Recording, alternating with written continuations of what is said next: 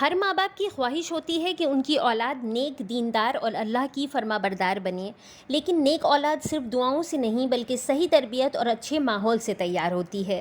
اللہ تعالیٰ قرآن کریم میں فرماتے ہیں، اے ایمان والوں، اپنے آپ کو اور اپنے گھر والوں کو اس آگ سے بچاؤ جس کا ایندھن آدمی اور پتھر ہیں۔ یہ آیت ہمیں بتاتی ہے کہ ماں باپ پر اپنی اولاد کی دینی تربیت کی ذمہ داری ہے۔ بچے ماں باپ کی باتوں سے زیادہ ان کے عمل سے سیکھتے ہیں۔ اگر ماں باپ نماز پڑھتے ہیں، سچ بولتے ہیں اور اچھے اخلاق رکھتے ہیں تو بچے بھی وہی سیکھیں گے۔ رسول اللہ صلی اللہ علیہ وسلم نے فرمایا، تم میں سے ہر شخص ذمہ دار ہے اور اس سے اس کی ذمہ داری کے بارے میں پوچھا جائے گا۔ یہ صحیح بخاری اور صحیح مسلم کی حدیث ہے، یعنی ماں باپ سے بھی پوچھا جائے گا کہ انہوں نے اپنی اولاد کی تربیت کس طرح کی۔ دوسری اہم بات، بچوں کو چھوٹی عمر سے ہی اللہ اور رسول صلی اللہ علیہ وسلم کی محبت سکھائیے، انہیں قرآن سنائیے، نبی کریم صلی اللہ علیہ وسلم کے واقعات بتائیے اور دین کو ان کے لیے مشکل نہیں بلکہ خوبصورت بنائیے۔ رسول اللہ صلی اللہ علیہ وسلم نے فرمایا، اپنی اولاد کو 7 سال کی عمر میں نماز کا حکم دو۔ یہ حدیث ہمیں بتاتی ہے کہ بچپن سے ہی نماز کی عادت ڈالنی چاہیے۔ آج کے دور میں موبائل اور سوشل میڈیا بچوں کی زندگی کا حصہ بن چکے ہیں، اس لیے ماں باپ کو دیکھنا چاہیے کہ ان کے بچے کیا دیکھ رہے ہیں اور کس طرح کا کنٹینٹ کنزیوم کر رہے ہیں۔ نیک دوستوں اور اچھے ماحول کا انتخاب بھی بہت ضروری ہے۔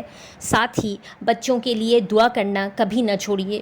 قرآن میں حضرت ابراہیم علیہ السلام کی دعا کا ذکر ہے، رب اجعلنی مقیم الصلاۃ ومن ذریتی ربنا تقبل دعا، یعنی اے میرے رب، مجھے اور میری اولاد کو نماز قائم کرنے والا بنا۔ یہ ایک ایسی دعا ہے جو ہر ماں باپ کو روز پڑھنی چاہیے۔ یاد رکھیے، نیک اولاد دنیا کی سب سے بڑی نعمتوں میں سے ایک ہے، اور جب انسان دنیا سے چلا جاتا ہے تو اس کے اعمال بند ہو جاتے ہیں، مگر نیک اولاد کی دعا اس کے لیے صدقہ جاریہ بن جاتی ہے۔ رسول اللہ صلی اللہ علیہ وسلم نے فرمایا، صحیح مسلم کی حدیث ہے، جب انسان مر جاتا ہے تو اس کے اعمال کا سلسلہ رک جاتا ہے سوائے 3 چیزوں کے: صدقہ جاریہ، ایسا علم جس سے لوگ فائدہ اٹھائیں، اور نیک اولاد جو اس کے لیے دعا کرے۔ اپنی اولاد کو صرف دنیا کی کامیابی کے لیے نہیں بلکہ آخرت کی کامیابی کے لیے بھی تیار کیجیے۔ ان کے دل میں اللہ کا خوف، رسول اللہ صلی اللہ علیہ وسلم کی محبت اور اچھے اخلاق پیدا کیجیے۔ اللہ تعالی ہم سب کو نیک اور دیندار اولاد کی تربیت کرنے کی توفیق عطا فرمائے، آمین۔ صدقہ جاریہ کی نیت سے اس پیغام کو ضرور شیئر کیجیے۔